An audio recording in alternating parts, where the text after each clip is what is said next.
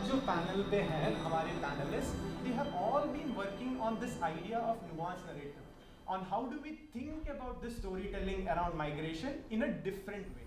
I would like to ask you all, could you tell me an instance of a story that you have read, you might have watched in a film, or you might have heard in any program, something different from what you have already reported on or what you have already written about, something different from what you have already done, but that gave a nuanced perspective on migration. एक कहानी है जो मैं follow कर रहा हूँ and I am following it through the court room also. और generally अभी जैसे आपने पूछा, लोगों ने कहा कि स्ट्रेस मूवमेंट, तो मोबिलिटी तो एक फैक्टर है ही। अगर हम अपनी हर कोई व्यक्ति अपने परिवार में देखेगा तो पाएगा कि एक जनरेशन पहले या दो जनरेशन पहले हमारा परिवार कहीं और था और हम सभी एक तरह से माइग्रेंट्स हैं, रिफ्यूजीज हैं। तो लेकिन एक इंटरेस्टिंग चीज़ जो मुझे समझ में आई और अभी मैं डिस्कस भी कर रहा था किसी से कि एक बांध बन रहा है, श्रीनगर एक टाउन है उत्तराखंड में, और उससे थोड़ा सा ऊपर जाएंगे अलकनंदा नदी के ऊपर एक बांध बन रहा है। वहाँ पे एक मंदिर था धारी देवी का। और जब केदारनाथ का फ्लड आया 2013 का, तो जो डोमिनेंट स्टोरी थी वो यही थी कि धारी देवी की मूर्ति को जिस दिन वहाँ से हटाया गया उस दिन वो फ्लड आया, और हमें पता है कि बहुत डिस्ट्रक्टिव फ्लड था।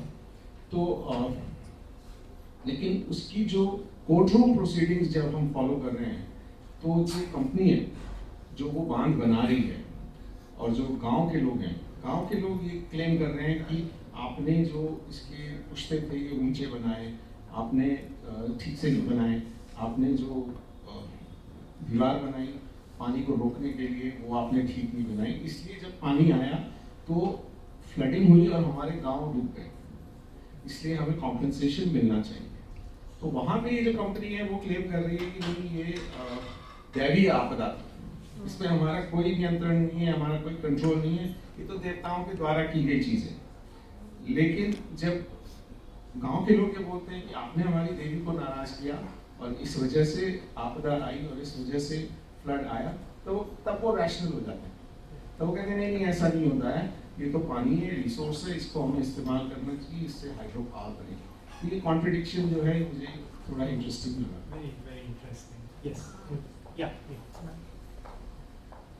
Okay, so I kind of have a passion for cinema. Yes. मैं कई बार रियलिटी को भी सिनेमा के थ्रू देखती हूँ, और मैं ये मानती हूँ कि of late, not in the mainstream but of mainstream cinema में माइग्रेशन का एलिमेंट बहुत कॉम्प्लेक्स तरीके से आ रहा है।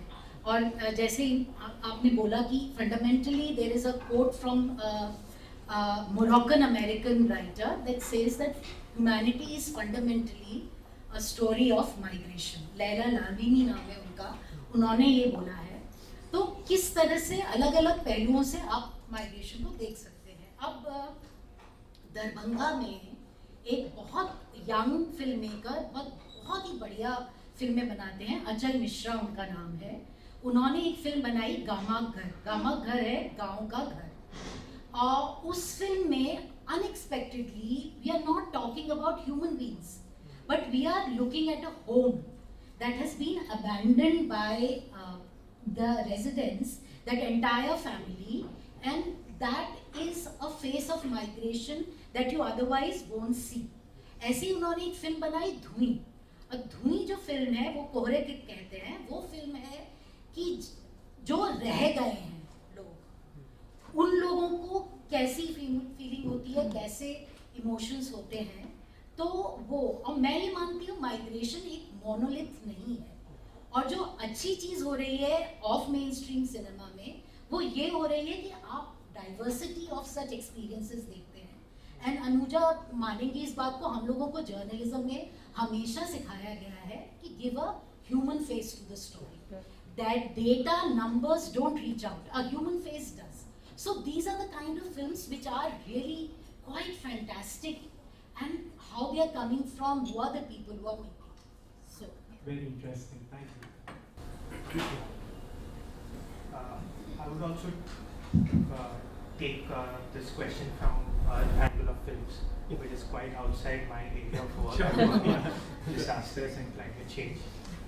But to preface this, I come from Kerala, and we have seen a lot of migration, both internationally and now in the last maybe 15, 20 years, a lot of in migration. So I would like to take the case of like 3 films that has really stayed with me, that and these are like commercial mainstream movies in Malayalam. So one would be something that I watched during my teenage years, which was talking more about the Kerala to Middle East migration. So up until then, growing up in Kerala, even in my own family, where a lot of people are moving to the Gulf as they go for work, and you have a very different notion of what migration to the Middle East or the Gulf means. Like you earn a lot of money, you come back with a lot of goodies, chocolates. So growing up, this was my imagination of what life in the Middle East would be. So I think and you also hear stories of like Yusuf Ali, who's like the owner of Lulu, and so you have these Ravi Pillai, all of these. You have these big business men who, and success stories, and what is commonly out there. But I think there was this one particular movie called Arabikada, which really showed the other side of story, which showed the story of like the vast majority of people who migrate from Kerala. How do they live there? How do they work there? What are their living and working conditions? And what are the struggles that they face through? So that was quite eye-opening for me to see something which was quite different from what at least perhaps it's due to my own naivety at that point, but what I thought was the more popular discourse there. Similarly, I think maybe around 10 years back, there was another movie which again starred Mammootty called Bande Mari, which gave me an idea of how the initial wave of migration to the Gulf actually started happening. So I never imagined that people had to go on like boats and so on there, and then that's how they made a life there. And that story also talks about, in that particular story also they talk about how different people the vast majority of people who come here are not the Yusuf Alis or the Ravi Pillai. They are the people who struggle to send back their migrants. So there's one particular dialogue in that movie that has still stayed with me so far. So they say that when we send back money home, people think that when we send back 20,000 rupees home, people think that we earn like 50,000, we spend 30 here, and we send 20,000 back. But and then the protagonist says, what usually happens is we earn like 18,000, we take debt, and then we somehow manage to send 20,000, we live with whatever our means. So that's the story, again, a challenge to the popular narrative. And then that whole thing shifted now recently, where you have a lot more internal migration into Kerala. And initially, when that was shown in like either YouTube channels or any sort of popular discourse, internal migrants mostly, as they are called, like as Bahis or Bengalis in Kerala, for instance. And they have always been the butt of jokes. They have always been caricatured in a certain manner and so on. And again, another movie which I think has been remade in a couple of other languages was called Yan Prakash. And that movie had they showed, the story was not really around migration. It had elements of it, but it showed the story of one of the characters who was like a labor contractor, and it shows how he's living with migrant workers, how migrant workers are part and parcel of the current social fabric of Kerala. So it shows there are very subtle nuances in that movie where they show workers going to paddy fields, which were like, and to harvest paddy, and now one of the sequences is where they are singing a Bengali song while harvesting paddy in Kerala. So there are also a scene from that movie where they go to the restaurant and then people are ordering in Bengali, and you see a menu that is written in Malayalam and Bengali. So for the person to make sense, for the waiter to make sense of it, he goes, reads the Bengali thing, and then sees what the Malayalam equivalent is, and then he makes them. So there are very subtle nuances and these very subtle ways that the larger narrative on like migration is changing in like popular discourse. Interestingly, just to add to that, even though that was fictionally shown, in reality in Perumbavoor, which is a large migrant hub in Ernakulam district, actually has now theatres that have special Bengali and Odia films being screened on Sundays. तो Sundays को वहाँ Bengali, Odia, Assamese films play किए जाते हैं क्योंकि वहाँ पे एक बहुत लार्ज माइग्रेंट पॉपुलेशन है। और वहीं पे जो चर्चेस और मॉस्क्स होते हैं तो वहाँ के जो प्रेयर्स होते हैं वहाँ पे वो ओडिया, असमीज और बाकी लैंग्वेजेस में वो सरमन्स भी देते हैं। तो वो हमें दिखाता है कि कितना इम्पैक्ट होता है लोकल एरियाज में भी जब माइग्रेंट्स इतने वहाँ काम करने के लिए आते हैं। यस, थैंक यू जी। बिल्कुल, और मैं इसमें जोड़ना चाहूँगा कि हम लोग सामुदायिक रेडियो के उसमें काम करते हैं और सामुदायिक रेडियो भारत में अभी नया ही है, 14-15 साल से इस पर काम चल रहा है। 2001 से हम इसमें जुड़ करके काम कर रहे हैं और सामुदायिक रेडियो की जो सबसे बड़ी ताकत है वो लोगों की ही बोली भाषा में, लोगों के ही द्वारा और लोगों के लिए ही प्रसारित होता है। तो इसलिए उस पर लोगों का विश्वास बहुत ज़्यादा होता है और इन्हीं कार्यक्रमों के दौरान हम लोगों ने जब उसके मूल भावना में गए तो लोगों का जो सबसे पहले हमने देखा कि अपनी चीज़ों के प्रति एक तरह से हीनता, संकोच की भावना हमें दिखाई दिया। लोगों को लगता है कि हम अपने घर में कुछ नहीं कर सकते हैं, हम अपने क्षेत्र में कुछ नहीं कर सकते हैं और हम आगे तभी बढ़ सकते हैं जब हम बड़े शहरों में जाएंगे। और क्योंकि वो एक सिलसिला है, क्योंकि उनके बड़े भाई, उनके चाचा, उनके कोई और भी पहले गया है, तो एक तरह से उनका माइंड सेट उस तरह से बन जाता है। दूसरा, लोगों को अपनी बोली भाषा से भी हीनता थी। जब हम माइक लगाते थे और पूछते थे तो दो लोग मुझे हिंदी में नहीं आता है, नहीं आपको अपनी भाषा में बोलना, नहीं कैसे बोलेंगे लोग कहेंगे। तो इस तरह की बहुत सारी दिक्कतें आती थी। लेकिन धीरे धीरे कम्युनिटी के साथ घुलने मिले और उसके बाद आज हम देखते हैं कि ये इतना सशक्त माध्यम है जहाँ पे लोग अब बड़ी सशक्त तरीके से अपनी आवाज़ रखते हैं। हम देखते थे कि जो हमारी माताएँ होती थी, बहनें होती थी, वो सार्वजनिक रूप से अपनी बात को रखने में बहुत संकोच करते थे, लेकिन आज वो काफ़ी आत्मविश्वास से अपनी बात को रखते हैं। अब अपनी संस्कृति के प्रति एक गौरव महसूस कर रहे हैं। और इसमें हमारा एक कार्यक्रम था जो लोगों ने काफ़ी पसंद किया, वो था सुरक्षित पलायन को लेकर के। जब चले शहर की ओर, अगर आप पलायन कर ही रहे हैं तो आप सुरक्षित रूप से कैसे पलायन करें, क्या क्या जोखिम उसमें हो सकते हैं। तो इसको लेकर के एक पूरा एपिसोड का 52 एपिसोड हम लोगों ने तैयार किए अपने सहयोगी संस्था आईडीएस मीडिया कम्युनिटी के साथ मिल करके। और उसका जो रिस्पॉन्स आया वो काफ़ी आया। उसमें लोगों ने अपना अनुभव भी साझा किया कि जब मैं दिल्ली आया और मेरा बैग लूट गया, मेरे को किसी ने कुछ खिला करके बेहोश कर दिया, इस तरह की भी बहुत सारी कहानियाँ हैं। मैं होटल में गया, होटल में इतना महीने इतने साल काम किया, मुझे सैलरी नहीं मिली। तो ये तमाम तरह की चीज़ें लोगों के अनुभव से भी आई। और साथ में इसमें जो सरकार की योजनाएं हैं उनकी जानकारियाँ भी दी गई और उसको भी अलग मैगजीन फॉर्मेट में हमारे कार्यक्रम था और जिसमें हमारे भेजीलाल हुआ करते थे, तो वो जानकारियाँ बड़े मज़ेदार तरीके से उसमें देते थे। तो इस तरीके से ये सुरक्षित पलायन पे हम लोगों ने काम किया। अभी जब रिवर्स माइग्रेशन हुआ कोविड के दौरान, उस दौरान बहुत सारी ऐसी स्टोरियाँ आई जहाँ पे लोग बेंगलोर में, पूना में, बम्बई से आए और कहीं अपना वहाँ का जॉब छोड़ करके अपने घर में ही कुछ जैविक खेती करने लगे और खेती के साथ साथ आप मधुमक्खी पालन करने लगे, साथ में आप गाय भी रख ली। तो इस तरह से अपना एक अच्छा सा किया और जब उनकी बात जाती है कि हमने किस तरीके से किया और उसको जब हजारों लाखों लोग सुनते हैं तो वो लोग भी प्रेरित होते हैं और अरे वो कर सकते हैं तो हम भी कर सकते हैं। तो इस तरीके से एक दूसरे से प्रेरित होते हैं, एक दूसरे के अनुभव से। तो ये सामुदायिक रेडियो का एक माध्यम है जो बहुत ही सहज और सरल रूप से संचालित होता है। Thank you so much. Anuja, your turn. Yeah. As an audience, नम्रता ने जो गामक घर की बात की, मेरा मदर टंग मैथिली है और मैं हमेशा रिप्रेजेंटेशन की बात सुनती थी, बट वो कभी रिलेट नहीं होता था क्योंकि हमारे यहाँ कुछ ऐसा बनता ही नहीं था जो देखकर हम रिलेट कर सके। जब मैंने गामक घर देखा, I was never as moved seeing the cinema as I did when I watched गामक घर।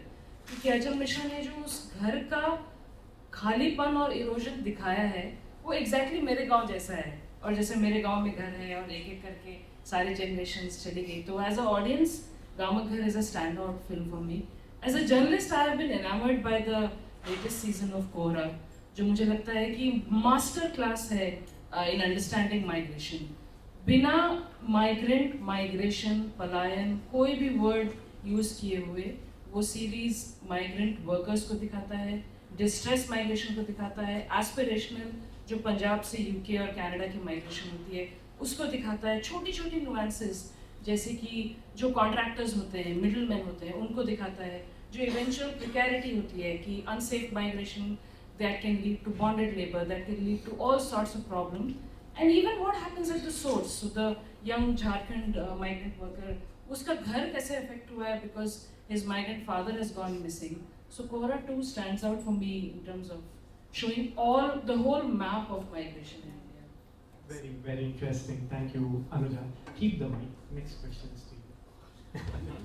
Yeah. That was a very interesting way to enter into the topic in understanding. By the way, Kohra is on Netflix in case anybody wants to watch. And Gamak Ghar, where can we see? गामक घर movie में थी. Movie, okay. Amazon Yeah. Prime पे भी है. Yeah. And this is what she was saying. It's a universal story. particular मतलब वो घर को छोड़ देना वो बहुत लोगों के साथ रिलेट होता है, वो एक यूनिवर्सल फिनोमेनन है. Very interesting. Yes. So Anuja, you have been doing multiple ground reports, and specifically something that stood out for me was your Chhath Puja वाला story. इन्होंने छठ पूजा पे एक स्टोरी की थी माइग्रेशन स्टोरी के लिए, और ये दिल्ली से रिपोर्ट हुई थी. और मैं पढ़ते पढ़ते मुझे ये समझ में आया that I was the first example of this shifting narrative on how I understood Chhath Puja itself so differently when I read Anuja's report. So for the first thing to start off with, मैं कल रात तक उसको छठ पूजा बोल रहा था, और आज अभी मुझे तब जाके अनुजा ने बोला उसको छठ पूजा नहीं छठ पूजा बोलते हैं, because I have been always reading it in English.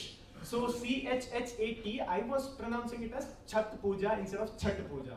तो यही एक स्टार्टिंग है. और फिर जैसे मैं अनुजा को बोल रहा था कि मेरे लिए, मैं साउथ से आता हूँ, तो इससे रिलेट करने के लिए और कोई पूजा होती नहीं है वैसे जो मैं जानता हूँ साउथ में.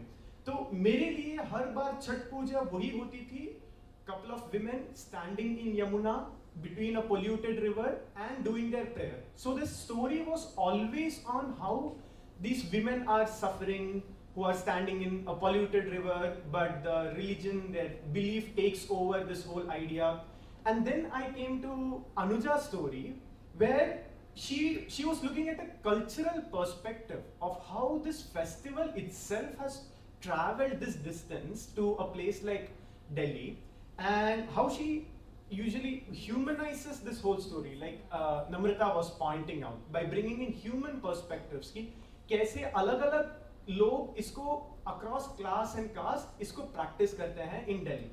So Anuja, tell me, how did you find this angle to the story, and how did you end up writing this beautiful piece? मैं बहुत सुबह से सोच रही थी कि मैं किस उदाहरण से आपको बताऊं कि जो दो तरह की रिपोर्टिंग होती है वो कैसे मर्ज कर सकती है. और मैंने सोचा कि अगर मैं एक माइग्रेंट हूँ और अगर मैं अपनी story, how do I introduce my self. I can tell you I'm from Patna, my village is in Mithilanchal, I went to Delhi to study, then Chennai, and then I work in Delhi now. That tells you what my movement and my mobility is. But if I tell you that when I was packing my bags for Dehradun, or every day in the morning on a hot summer day, my backpack has a small Tupperware of sattu in it. Because that's my go-to to, because I'm prepping for the day. तो अगर मुझे बहुत गर्मी लगेगी तो मुझे बस एक ग्लास पानी चाहिए और एक चम्मच चाहिए. It's still in my bag. That tells you what I have brought from my home and what my life and my journey is every day. तो एक इंसान की स्टोरी को कहने के बहुत तरीके हो सकते हैं. माइग्रेशन में भी वैसा ही होता है. मेरा एक्चुअल स्टार्टिंग पॉइंट वही था कि मैं भी जब छठ के बारे में पढ़ती थी, मुझे सिर्फ यही पढ़ने को आता था कि यमुना का एक इमेज होगा जिसमें ढेर सारा फ्रॉथ होगा, एक औरत उसमें बीच में खड़ी होगी, और उसमें भी the more disappointing point was कि कोई ये नहीं कहता था कि ये साफ क्यों नहीं हो रहे हैं इस फेस्टिवल के लिए। लोग रिव्यूक करते हैं कि अरे ऐसा क्या फेस्टिवल है कि आपको उधर खड़े होकर करना ही करना है। तो वो लोग समझते नहीं है शायद, क्योंकि लोगों ने उस तरह से उसको देखा नहीं है और दिखाया नहीं है। मैं this story I spotted because हम अपने एक लेबर सोर्स से बात कर रहे थे और उन्होंने जनरली हमें बताया कि 3-4 महीने में छठ आने वाला है और तैयारी ऑलरेडी शुरू है। So I know about Chhath, it happens in my family, so I have some context. But मुझे ये नहीं पता था कि दिल्ली में बहुत एक्टिव छठ समितिज़ हैं, which is where it began and then I followed them and I wrote about them.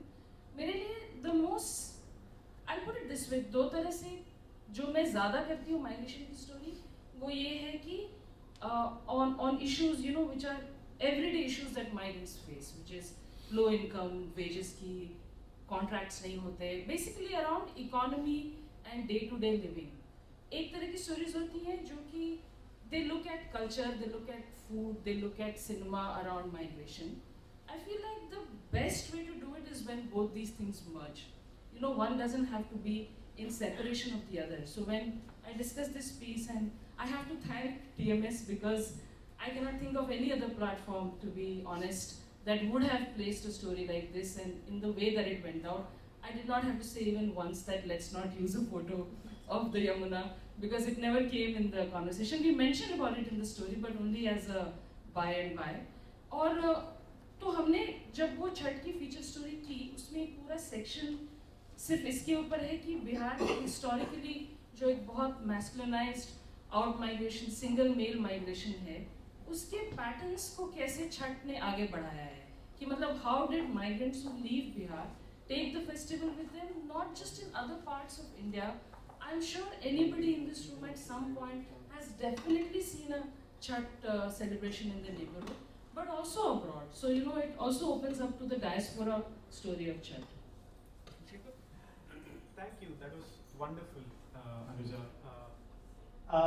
Going to the other side of the panel, so we have Nihal, who's been extensively researching around migration. So it's more of academic research and things that you usually publish, and that's what you work towards.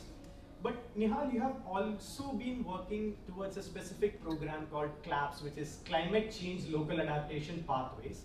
And you have been trying something different over there, where researchers, ये जो research करते हैं, ये researchers के through जो observations आते हैं या फिर reflection आते हैं, जो छोटी छोटी चीजें वो देखते हैं, वो एक blog post की तरह, एक photo story की तरह, they publish it separately.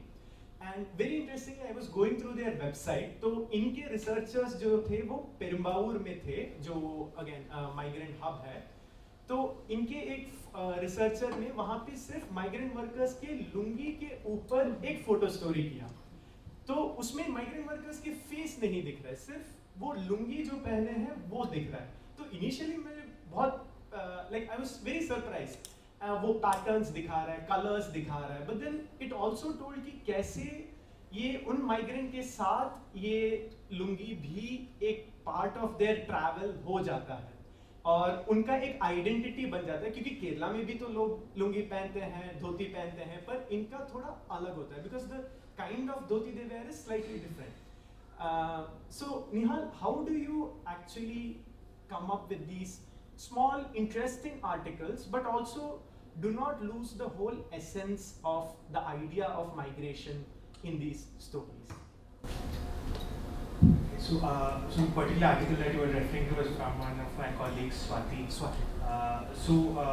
In like what you were saying, the climate change, local adaptation pathways is like a regular research project that universities like us usually work on. So, and there was just one particular component in that where you just didn't want to just do research and write papers, which nobody ever reads anything.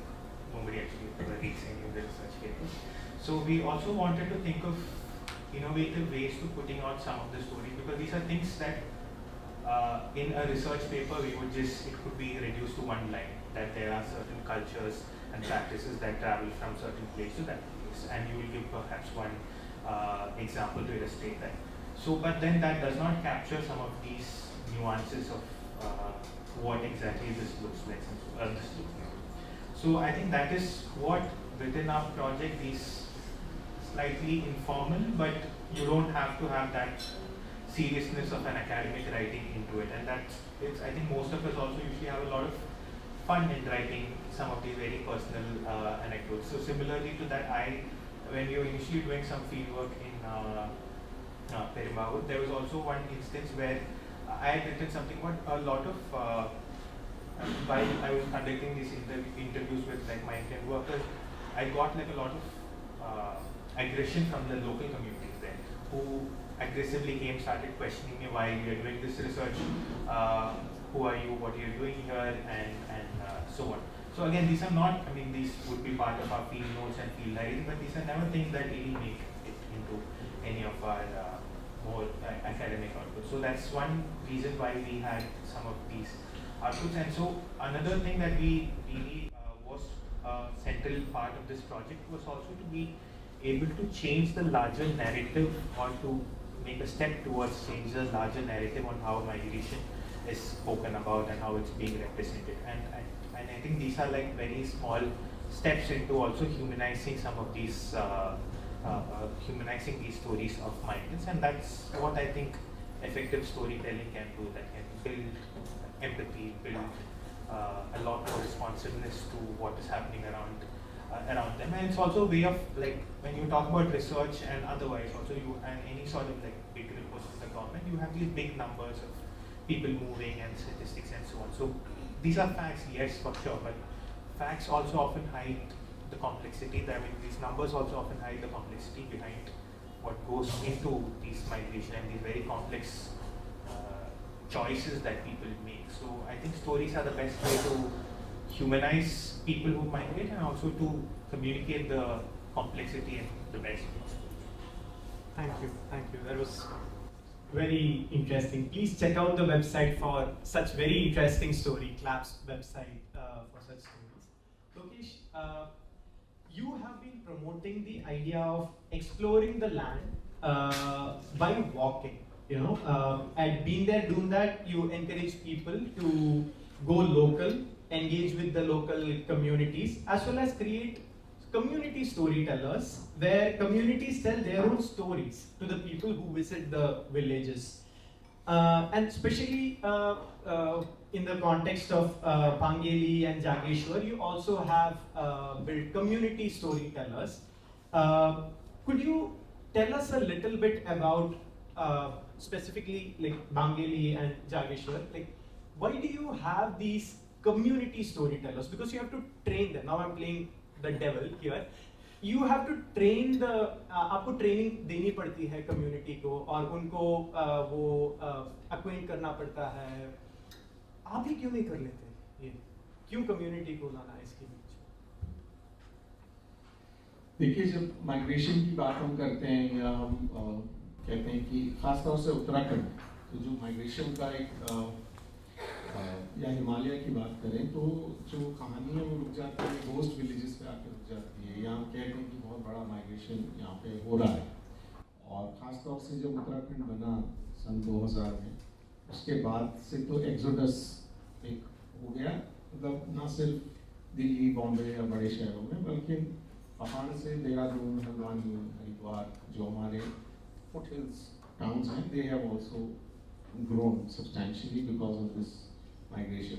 लेकिन इस पूरी कहानी में जो community है उसकी बात कोई सुनता ही नहीं. तो मैं अपने आप को एक एक्टिविस्ट मानता था, और बहुत ज़्यादा लीगल बैटल्स को लड़ करके, ब्यूरोक्रेसी से लड़ करके, पॉलिटिकल क्लास से लड़ करके, हमने जो गंगोत्री रीजन है उसको इको सेंसिटिव जोन डिक्लेयर करा है. क्योंकि हमारा ये मानना था कि जो पहले 150 किलोमीटर्स हैं गंगा के, जहाँ पे गंगा अभी भी प्रिस्टीन है, उसमें कोई डैम नहीं बनना चाहिए. तो it was, I mean, to my mind it was a major victory, because government had already spent about 350 crore on these 3 hydro power projects, and government rolled back. उन्होंने कहा हाँ, आपकी बात सही है और ये प्रोजेक्ट्स हम बंद कर रहे हैं. लेकिन जब हम बंगेली जैसे गांव में जाते हैं, बंगेली आपको बताऊं कि गंगोत्री लैंडस्केप में ही एक छोटा सा गांव है, और जो उत्तरकाशी के डिस्ट्रिक्ट मैजिस्ट्रेट ने ही मुझे सबसे पहले बंगेली के बारे में बताया कि मैंने उनसे कुछ प्रॉमिस किया है, आप जाके एक्सप्लोर करो कि वहाँ पे इको टूरिज्म का कुछ हो सकता है कि नहीं हो सकता। तो सबसे पहले मैं गया तो लोगों से पूछना शुरू किया, तो उन्होंने कहा कि जी हमारे गांव का तो नाम बंगेली इसलिए क्योंकि यहाँ भांग उगती है और लोग सिर्फ भांग खाने आते हैं बाकी यहाँ कुछ नहीं है।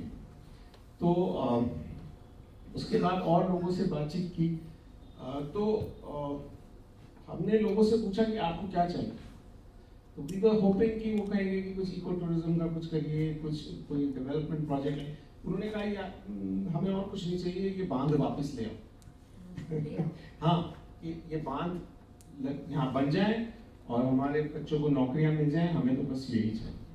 तो एक बड़ा काउंटर इंट्यूटिव एक तरह से रिस्पॉन्स हमें हर चीज का ये मिल रहा था।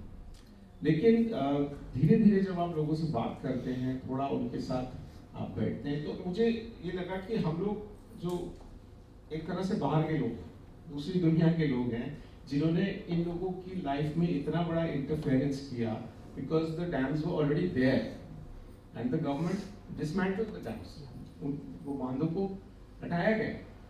तो माइग्रेशन की पॉइंट ऑफ व्यू से देखें तो शायद वो डैम्स उन लोगों के लिए ठीक थे कि at least it would have kept their kids and employed their kids. तो ये जब रियलाइजेशन होने लगा तब मैंने लोगों से और सुनना शुरू किया। तब मुझे लगा कि नहीं, ज़्यादा बताने की ज़रूरत नहीं है, पहले इनकी कहानी को सुनते हैं। तो वहाँ से जो कहानियाँ हमको समझ में आई वो यही आई कि कोई भी माइग्रेट नहीं करना चाहता, खासतौर से डिस्ट्रेस में तो बिल्कुल नहीं करना चाहता।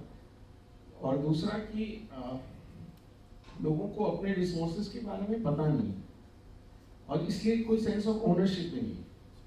मतलब जैसे कि बांध बन रहा है तो होना चाहिए बांध, आप बनवा दीजिए, दोबारा से शुरू करवा दीजिए। तो उनको ये पता ही नहीं है कि जो गंगा और इसके आसपास का जो एरिया है, जो स्ट्रीम्स हैं, जो नेचुरल स्प्रिंग्स हैं, वो कितने सिग्निफिकेंट हैं, कितने इम्पोर्टेंट हैं, कितनी स्पीसीज वहाँ पे। तो जब कम्युनिटी अपनी कहानियाँ लोगों को बताना शुरू करती है, तब उनका एक सेंस ऑफ ओनरशिप उस लैंडस्केप के ऊपर आता है। और मुझे लगता है कि वो बहुत ज़रूरी है एक विजिटर के लिए भी, क्योंकि अगर मैं वहाँ जाके ये कहानियाँ सुनाऊंगा लोगों को, या मैं उसके ऊपर फिल्म्स बनाऊंगा, या मैं उसकी बात करूँगा, तो उतना इम्पैक्ट उसका नहीं होगा। और जैसे कुछ महिलाओं से मैंने बात करी तो मैंने कहा कि अगर यहाँ पे कोई विजिटर आएगा तो क्या आप बकरी चलाने जाते सुबह, लोगों को ले जाओगे अपने साथ?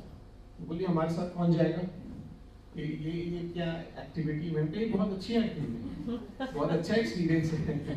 कोई गुड़गांव से बच्चे आएंगे, उन्होंने कभी बकरी नहीं देखी होगी, अगर वो बकरी चला के आएंगे तो कितना अच्छा एक्सपीरियंस। और वाकई मतलब ये एक्सपीरियंस मैंने किया है कि बॉम्बे के स्कूल ग्रुप्स आते हैं हमारे पास, जो कि इन विलेजेस में जाके रहते हैं। बच्चों ने कभी मिट्टी को हाथ नहीं लगाया, उनके पेरेंट्स कहते हैं कि जर्म्स आ जाएंगे या बीमार पड़ जाओगे, मिट्टी को छूना नहीं।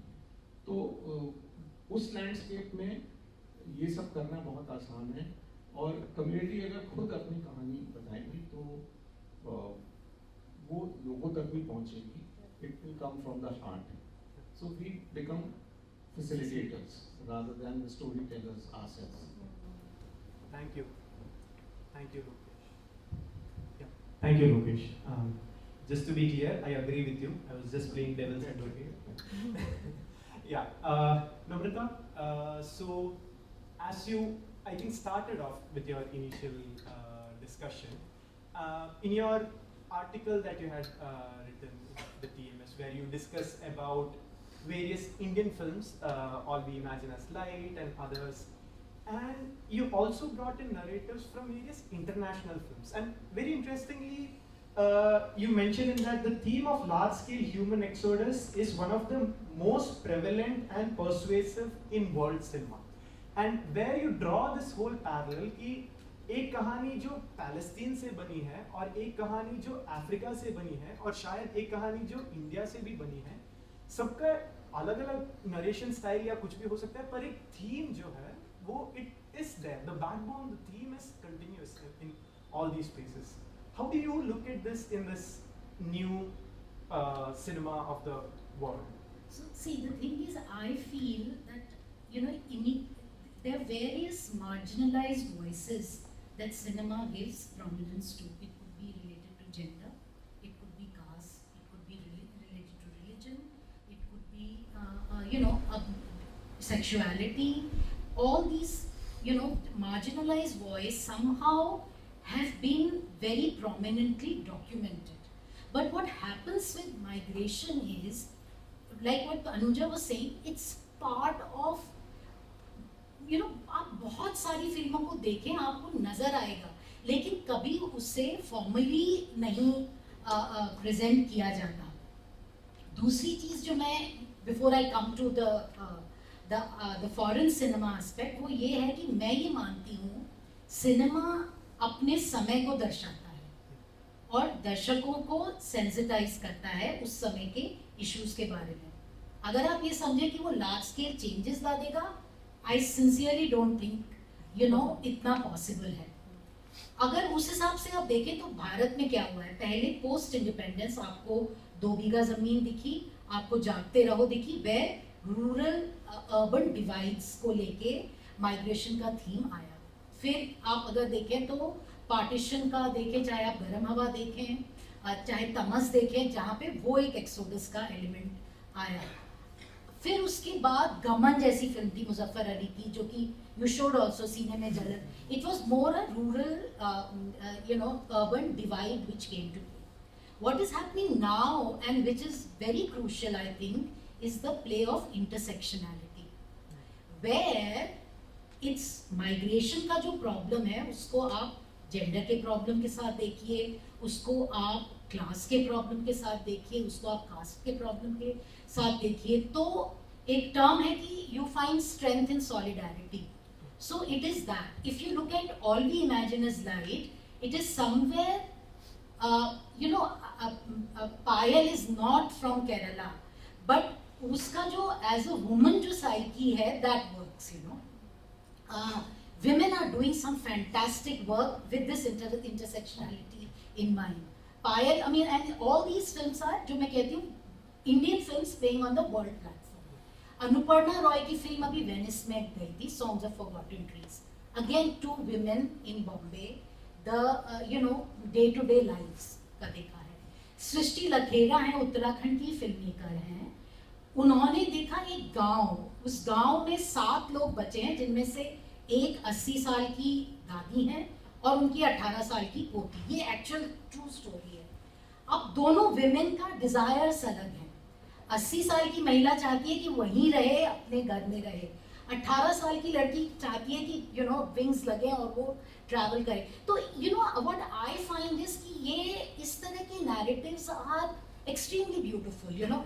अब जब COVID-19 के बाद suddenly when you found that migrant workers हमारे ड्राइंग रूम में आ गए थे, privileged class was seeing them on television, वो चले गए थे कॉन्शियसनेस से. एक पीपली लाइफ कभी बीच में बनी थी, उसके बाद suddenly you saw Unpaused I, you saw भीड़, you know, then Homebound में again Neeraj was able to link the caste and religion element with migration very you know, very persuasively. तो ये सब चीजें आजकल के नैरेटिव्स में बहुत क्रूशियल रोल प्ले कर रही हैं, और यही चीज आपको वर्ल्ड सिनेमा में मिलेगी.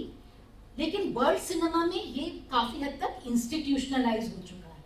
जैसे अभी मैं आपको एग्जांपल दूं, पिछले साल एक बहुत फेमस एक्ट्रेस हैं Cate Blanchett, I think you must be familiar with her work. She set up a fund called displacement film fund. Displacement Film Fund gives funds to filmmakers who are displaced, and there are amazing numbers of them, you know, from Mohammad Rasulov, who's a Iranian filmmaker who ran away from Iran, to somebody like Shahrbano Sadat, who Taliban Afghanistan से वो आई निकल के. तो ये लोग सब जो हैं, you know, अपनी, और this is a point which he pointed out which is very crucial. Tell your own story, उसमें एक अर्जेंसी आती है, उसमें एक इमीडिएसी आती है। तो ये वर्ल्ड सिनेमा में हो रहा है अलग अलग जगह से। What is interesting is that people who are very very big people, big stars are supporting. Kate Blanchett has the foresight कि वो ये सेटअप करे।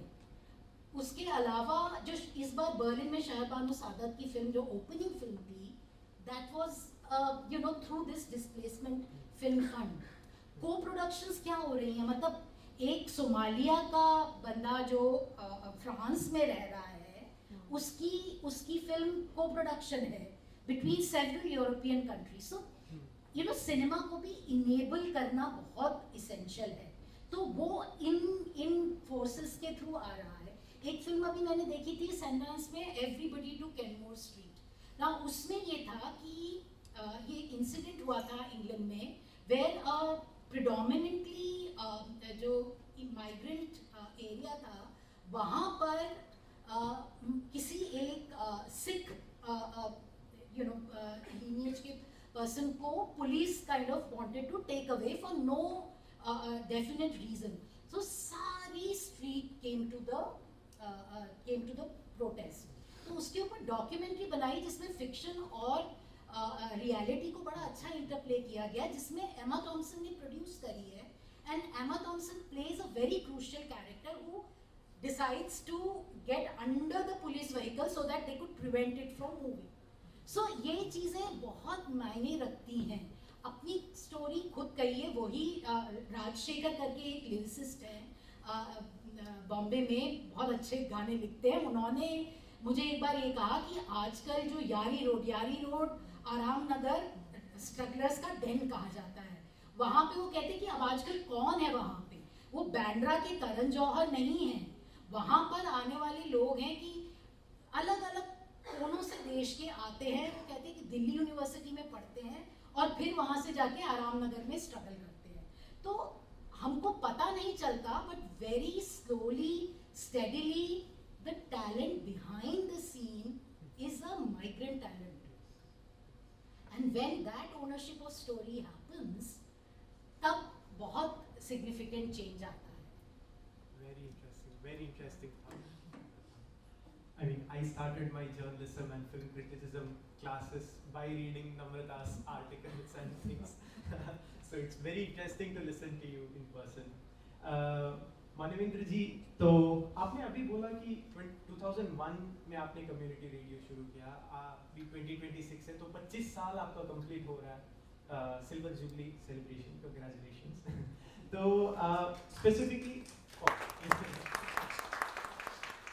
तो मंदाकिनी की आवाज़ कल यहाँ पे एक प्रोग्राम उन्होंने अरेंज किया था, एक बहुत ही बढ़िया प्रोग्राम मनीषा जी और देवीलाल जी ने वो प्रेजेंट किया था। तो उसमें एक बहुत ही इंटरेस्टिंग एक सॉन्ग आपने प्रेजेंट किया था जो माइग्रेंट वर्कर्स पे था, और उसमें काफ़ी सारे माइग्रेशन के ऊपर जो ड्रीम्स हैं, जो थॉट्स हैं, उनकी जो मेमोरीज हैं गढ़वाल के, उसके बारे में बहुत सुंदर तरीके से आपने लिखा था।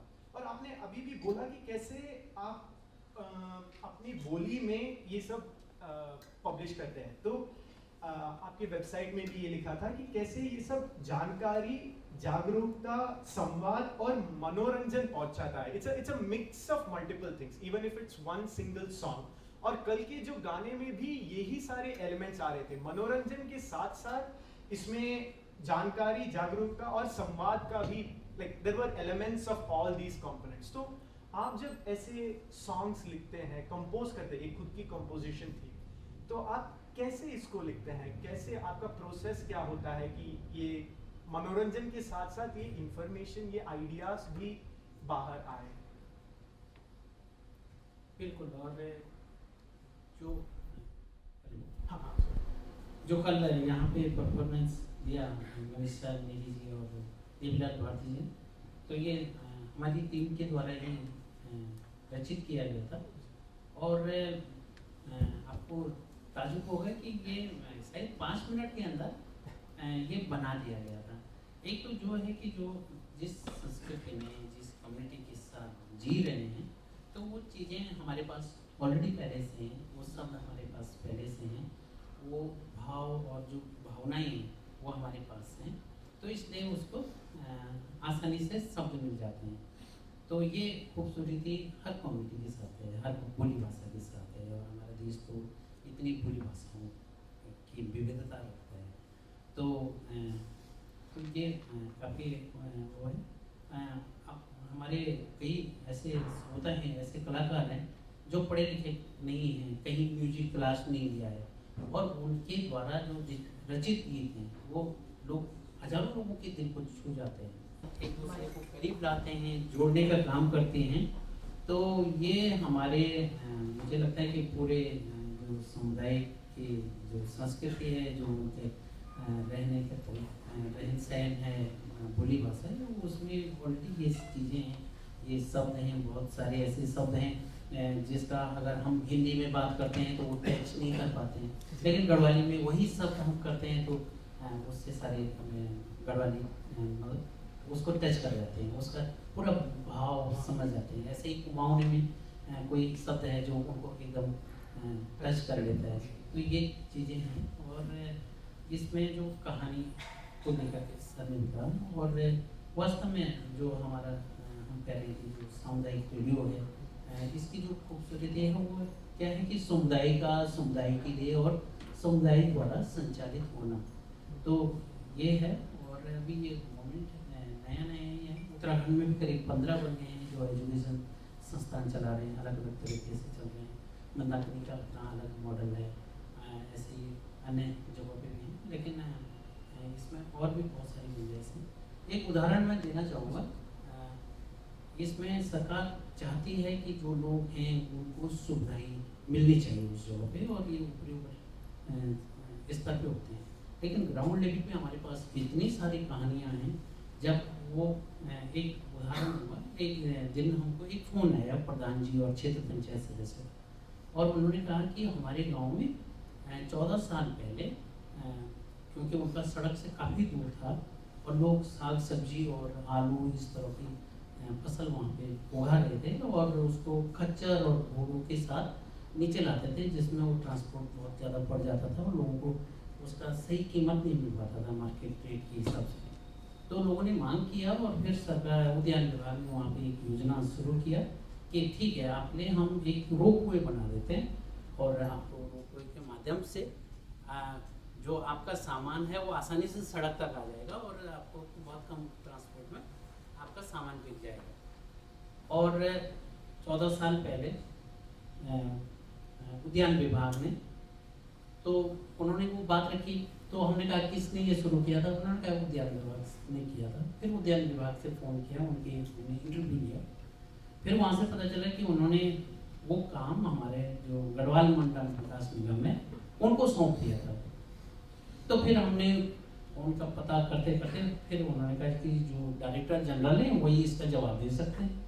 फिर हमने उनसे बात किया कि भाई गांव के लोग ये कहानी सुना रहे हैं, तो आप क्या कहना चाह रहे हैं, क्यों रुका हुआ है, थोड़े स्पष्ट करिए। तो बोलने लगे कि अब रेडियो रह गए हमारे लिए स्पष्ट करेंगे। तो हमने कहा कि जो हमारे श्रोता हैं वो आपसे जिम्मेदारी वाला जवाब सुनना पसंद करेंगे, तो आप थोड़ा गंभीर होकर के इसको बताइए। तो फिर उन्होंने कहा कि अभी मेरे संज्ञान में आया नहीं, तो मैं शाम तक आपको बता दूँगा। फिर शाम को उन्होंने उसकी एक अलग ही कहानी सुनाई कि किसी ठेकेदार को दे दिया था, 2-4 महीने के बाद उसकी मौत हो गई, फिर ये हो गया वो हो गया। तो लेकिन अब हम इसको शुरू करेंगे। करीब 5 दिन के बाद फिर प्रधान जी और क्षेत्र पंचायत का फ़ोन आया, अरे आपका बहुत बहुत धन्यवाद, यहाँ तो खेतों से सामान, एक्चुअली क्या था वो सामान जो था ना वो खेतों में ही डाल दिया था जिसमें वो सब्जी उगा रहे थे। तो लोग 14 साल से वो खेत भी नहीं कर पा रहे थे, बंजर पड़ गए, उनके खंभे वायर पड़े हुए थे। तो फिर उन्होंने कहा कि हटाना शुरू हो गया है और कह रहे हैं कि अब लग जाएगा, लेकिन वो सामान खेतों से हटाया तो गया, लेकिन अभी सुनने में आया कि वो वैसे क्या वैसे ही उन्होंने रखा हुआ है। तो इस तरीके की बहुत सारी मज़ेदार वो हैं। एक खुद मेरा ही साथ हुआ, एक दिन मैं अपने खेत में काम कर रहा था और उद्यान अधिकारी जो ब्लॉक स्तर के होते हैं वो आए, और फिर उन्होंने लंबा चौड़ा भाषण दिया कि जो आप उगा रहे हैं क्या मिलता है, इससे क्या होता है। और आप हमारे पास ऐसी स्कीम है जिसमें आपकी आय दोगुनी हो जाएगी, चौगुनी हो जाएगी। तो आप यहाँ पे नींबू का बगीचा लगा दीजिएगा इन सारी खेतों में, और आपको अपना खाता खतौनी, फोटो, आधार कार्ड और ये आप जमा कर दीजिएगा। तो उन्होंने कहा कि अगर आप अच्छी मेहनत करेंगे तो एक पेड़ आपको 2,500 से 3,000 रुपये तक का इनकम 5 साल के बाद देगा। मैंने भी हिसाब लगाया तो वो लाखों में इनकम जा रही है उसकी।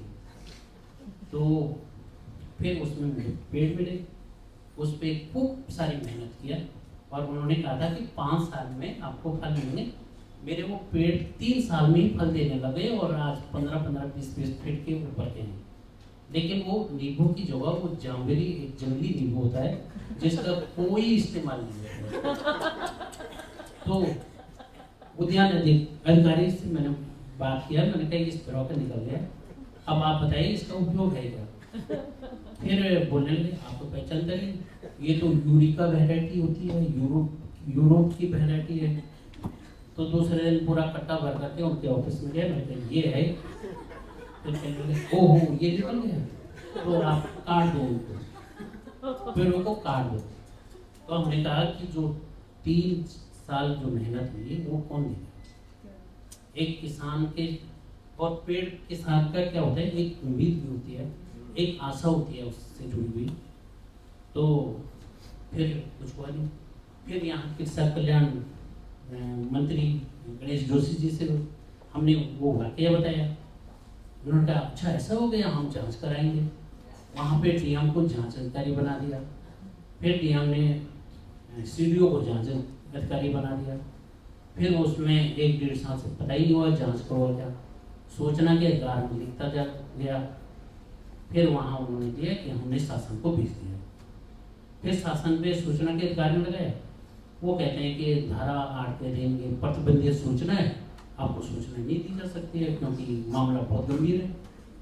तो अगर असंतुष्ट है तो अपील में जाओ। अब अपील में हमने किया तो वो कहते हैं कि ऐसे ही एक केस आया था, उसमें सूचना नहीं दी गई थी, इसलिए इसमें भी नहीं दी गई है। अब आप इससे भी असंतुष्ट हैं तो आप राज्य सूचना आयोग में जाए, तो अब वहाँ से भी हम इंतजार करें। तो ये बहुत ही मतलब अजीब और गरीब स्थिति है। एक तरफ से हम बोलते हैं कि रिवर्स प्लान करिए, हम योजनाओं का लाभ जनता को देंगे, और ये हम जैसे लोग जो थोड़ा अपनी कम्युनिटी में जागरूक माने जाते हैं उनके साथ ऐसा होता है। तो जो लोग बहुत कम जानकारी लेते हैं उनका कितना बड़ा शोषण हमारे कम्युनिटी में हो रहा है, ये कल्पना से भी परे। Thank you. बात होती है, and I'll be concluding this session now with just one question, and then we'll open it up to the question and answer here.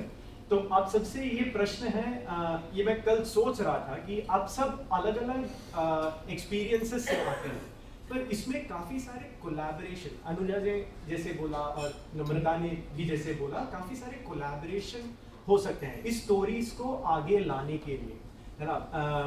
आपने क्योंकि नम्रता जी ने होमबाउंड की बात की, होमबाउंड जो फिल्म है जो माइग्रेशन, कोविड के टाइम के माइग्रेशन की बात करती है, उसका इंस्पिरेशन जो था एक न्यूज़ रिपोर्ट था जो बशरत पीर करके एक जर्नलिस्ट थे, उनके लिखे हुए आर्टिकल से एक इंस्पिरेशन मिला था और उससे एक फिल्म बनी थी।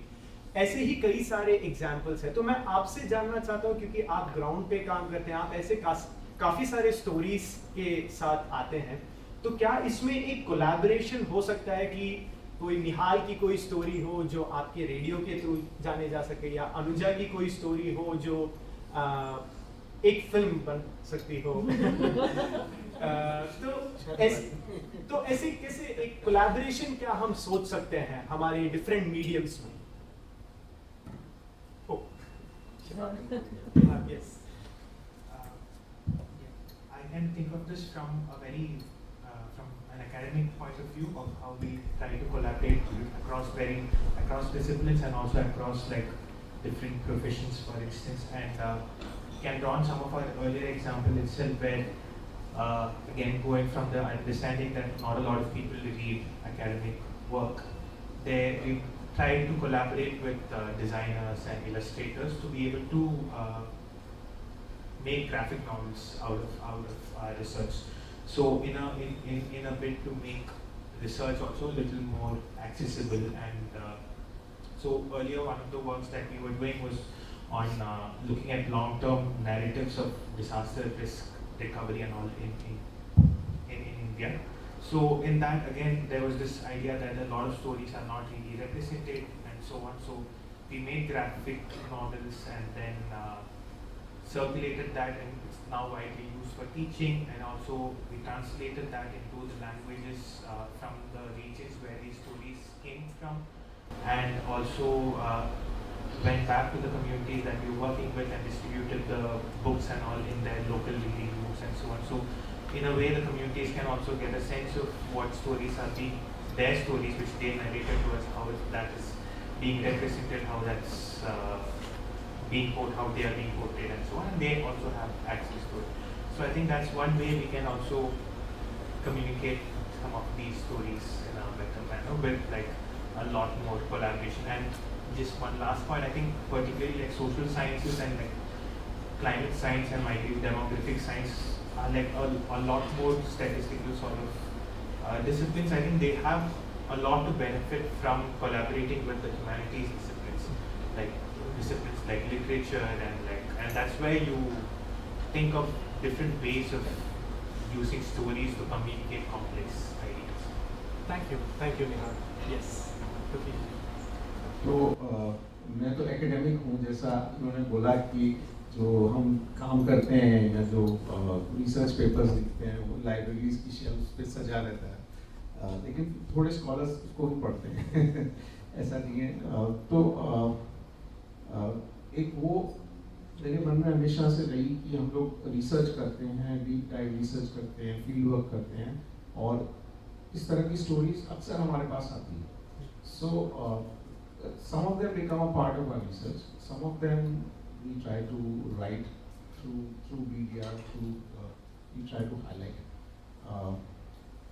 और वही एक सोच थी कि जिस तरह से इन स्टोरीज की जिन लोगों की ओनरशिप है वही लोग क्यों ना इन स्टोरीज को सुनाएं और इनसे उनका थोड़ा सा एम्प्लॉयमेंट जनरेशन हो, और कहीं ना कहीं हम जो आउट माइग्रेशन का जो इतना बड़ा इशू है उत्तराखंड में उसको भी किसी तरह से टैकल कर सकें by bringing in visitors to these villages who are ready to listen to these stories.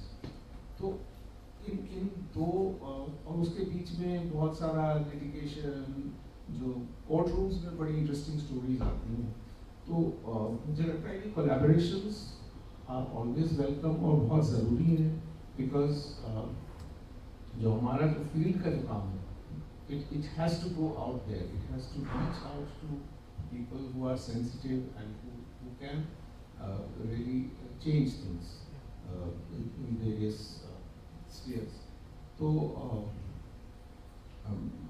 as activists, as people who work on the ground, as an academic, I'm always open to collaborations, and I think all of us should be, and they have a very important role to play. Namrata, do you think Anuja's story can get a producer? There are many things kind of playing in my head. I'm just going to throw them at you. Whether they are implementable or not, I can't say. So, once a French filmmaker, iconic filmmaker है, Bertrand Tavernier, उन्होंने मुझसे कहा था कि young filmmakers फिल्में देख के फिल्में ना बनाएं, जिंदगी जी के फिल्में बनाएं। तो one element, and ये जैसे मैंने migration story का Facebook में डाला था, one friend of mine who's a producer herself worked up in Bombay कि why can't we organize something where migration story interacts with the filmmakers and we kind of create some kind of a dialogue, like ये session वहाँ पे हो रहा है, वहाँ पे maybe a smaller session with filmmakers coming in and then sensitizing them. So मेरा तो यही perspective है, there is so much resource pool here, आप इनमें से कितनी कहानियाँ बना सकते हैं अगर आप चाहें तो एक वो एलिमेंट है। दूसरा चक्कर ये भी है कि सिनेमा इस समय is going through what I call a crisis of confidence at every level. पैसा बनाने से, कहानियाँ कहने से, ऑडियंस तक जाने तक इस समय everyone, and not just in India, मैं हॉलीवुड में भी देखती हूँ वहाँ पे बहुत प्रॉब्लम हो रही है इस समय। एंड येट इस समय 3 फिल्में जो हॉलीवुड में बहुत अच्छा कर रही हैं, तीनों हॉरर फिल्म हैं, that have been created by YouTube creators. They are not formally trained filmmakers. What I am saying is right now technology has made cinema very democratized. So कोई भी लेके कर सकता है। Migration story could perhaps tie up with someone and do those kind of workshops, because I don't know whether the filmmakers have time to sit and do this with you. But the other side is कि ये training करी जा सकती है कि आप अपनी जो कहते हैं ना कि कहानियाँ खुद कहें, और जैसे intervention is required at various level. So मैं एक फिल्म क्रिटिक के अलावा एक फिल्म प्रोग्रामर भी हूँ। एक फेस्टिवल है लॉस एंजलिस में, Indian film festival of Los Angeles, तो हम उसके लिए जब प्रोग्रामिंग करते हैं, मैं आपको बताऊँ, ये नहीं होता कि ये फिल्म, एक तो है फिल्म अच्छी डेफिनेटली होनी चाहिए, बट एक बहुत इंपॉर्टेंट चीज़ जो अब आ गई है, जो कि एज अ क्रिटिक मैंने अनलर्न करके अब लर्न करी है, कि it is not just the quality, it is also how representative a film is. तो हम लोग बैठ के देखते हैं जेंडर रिप्रेजेंट हो रहा है, क्वियर स्टोरीज रिप्रेजेंट हो रही हैं, कास्ट क्लास हो रहा है, ऐसे ही बिकॉज इट इज डायस्पोरा का फिल्म फेस्टिवल है, तो इमिग्रेशन इशू आते हैं। अपना Malayalam cinema, I am a great admirer, like new convert to it, there is a beautiful animated film called Sulaimani. वो एक Malayali film maker who's living in France, उसने बनाई है, फ्रेंच में है, एनिमेशन है about 2 women, one coming from a very conservative family in Kerala who moves to France, and other is a woman whose husband was getting a job in the Gulf but didn't get. So she leaves her 2 twin sons, young ones behind, and goes to France to work as a caregiver. अब वहाँ पे वो एक डब्बा छोड़ जाती है खाने का इन द ट्रेन। सो जो दूसरी लड़की है, जो शेस कटर है, वो काफ़ी मॉडर्न बन गई है, वो डब्बा लेके जाती है ये रेस्टोरेंट सुलेमानी में, जहाँ पे शेफ्स जो हैं वो खाना बनाते हैं। तो how food creates, it's a most beautiful animation I seen, कि वो किस तरह से, तो हम लोगों ने वो कॉन्शियसली फिल्म रखी कि ये फिल्म एक सर्टन चीज़ को रिप्रेजेंट कर रही है। तो I feel at her level पे आपको इंटरवेंशन करना पड़ेगा। Now I started, new festival is getting launched in New Zealand, जिसमें हमने शॉर्ट फिल्म कंपटीशन के लिए ये डिफाइन करा है that the narratives have to be on immigration, and in a couple of days you will get it will be out on website. I mean I am just saying it before it is officially announced, but वो immigration के ऊपर world over से we will invite films, so ये हर level पे होना बहुत ज़रूरी है। Very interesting, thank you Manindra जी। एक collaboration हो पाएगा, जैसे लोकेश जी के कम्युनिटी के साथ वो कहानियाँ सुनते हैं, वो आपके रेडियो के थ्रू, या फिर आपके रेडियो स्टोरीज प्रिंट में, या फिर आपके रेडियो स्टोरीज एक फिल्म में, ऐसे होने की संभावना है कोलैबोरेशंस? बिल्कुल, और जो कि सरकार की भी यही मंशा है कि लोगों तक जानकारियाँ पहुँचे, लोगों को मनोरंजन मिले, और साथ ही लोग अपनी ज़रूरतों को पूरा करें, विशेषकर सूचना और जानकारी के लिए भी। इस तरीके की जो कहानियाँ हैं, इसमें रेडियो प्लेटफॉर्म काफ़ी मजबूत माध्यम है, और सिर्फ मंदाकिनी की ही आवाज़ की बात नहीं है। देश के अलग अलग हिस्सों में सामुदायिक रेडियो आज बहुत अच्छा कार्य कर रहे हैं, लोगों के साथ उनका जुड़ाव है, और क्योंकि रेडियो का जो रेंज है ना, वो सरकार की तरफ से 10-15 किलोमीटर है, लेकिन आमतौर पर 20-25, 30-40 भी जाता है, और उस एरिया के अंदर एक जैसी बोली भाषा बोलने वाले लोग होते हैं, ज़्यादातर एक जैसे रीति रिवाज वाले लोग हैं, अगर पहाड़ की बात करें, और साथ में उनका एक दूसरे से रिश्ता भी है, कहीं चाचा है, ताऊ है, भतीजा है, ससुराल वाले हैं, मायके वाले हैं, तो उस तरह से एक तरह से कनेक्ट होते हैं, और लोग एक दूसरे से ही प्रेरित होते हैं। अरे मेरे दादाजी कह रहे हैं, तो दादाजी जब बात कर रहे होंगे तो उतने सीरियसली से नहीं लेते होंगे आमतौर से, लेकिन रेडियो पे जब सुनते हैं, अरे सुनो सुनो दादाजी ऐसे बोल रहे हैं, वो पता है मेरे फूफू का लड़का है, मामा का लड़का है, तो इस तरीके से कनेक्ट होते हैं। और विश्वास करते हैं। आज के मीडिया में भले हम कह रहे हैं कि बहुत सारे ये खुल चुके हैं, लेकिन स्थिति ये हो गई है कि विश्वास किस पर करें, है ना। तो विश्वास करने का एक ही माध्यम है सामुदायिक रेडियो, जहाँ पे लोग अपना विश्वास करते हैं। और आप गलत भी नहीं बोल सकते वहाँ पे, अगर झूठ आप बोल रहे हैं तो लोग दूसरे दिन पत्थर आपको ही मारेंगे। और ये है तो बड़ी जिम्मेदारी के साथ काम करना होता है। तो ये बहुत ही अच्छा प्लेटफॉर्म है जहाँ पे कहानियाँ शेयर हों, एक दूसरे से लोग सीखें, उससे प्रेरित होते हैं, वास्तव में होते हैं। जो बचपन में हमने अपने दादा ताऊ इनसे जो कहानियाँ सुनी, वो कहीं ना कहीं हमारे जहन में हैं और वो हमारी दिशा भी निर्धारित करते हैं। तो ये चीज़ें अनुभव एक दूसरे को सिखाते हैं। तो ये बहुत ही अच्छा माध्यम सोचते हैं कि हो सकता है। Thank you. Nuja? So just a small digression. I'm so Yes. delighted that Namrata spoke about horror films because that is one of my pet peeves. And the thing that you mentioned, I think you were mentioning about obsession. Obsession, yeah. तो ये एक नया मतलब ये collaboration का next stage है जहाँ पे स्टैंड अप कॉमेडी और कॉमेडी यूट्यूब के बनाने वाले लोग अपनी एग्जिस्टिंग कॉमेडी की टीम के साथ one of the best horror films बना रहे हैं, चाहे जॉर्डन पील हो या ऑब्सेशन के डायरेक्टर जो हैं वो। But coming to your question, मुझे लगता है कि by the form of how journalism is, जितने हमारा सोर्स मटेरियल आता है, whether it is academic writings, cinema और community engagements, that itself is a form of coordination if not collaboration.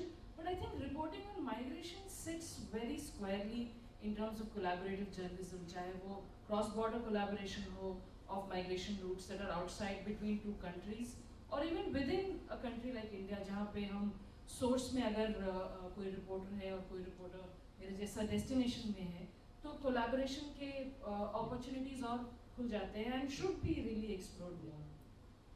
Because YouTube इतना कंटेंट क्रिएटर्स कर रहा है। जैसे मैं पहाड़ से हूँ और हम लोग ये कहते हैं कि पहाड़ी कभी बिजनेस नहीं कर सकते। और अभी मैं देख रही थी कि कोई यूट्यूबर है हल्द्वानी से, जिसने मतलब इतना ज़बरदस्त बड़ा घर क्रिएट कर लिया है, बस सिर्फ अपना एक बीच में पीप दे के लाया। अगर इतने टॉपिक्स आ सकते हैं सामने, तो जेन्युइन इश्यूज क्यों नहीं आए?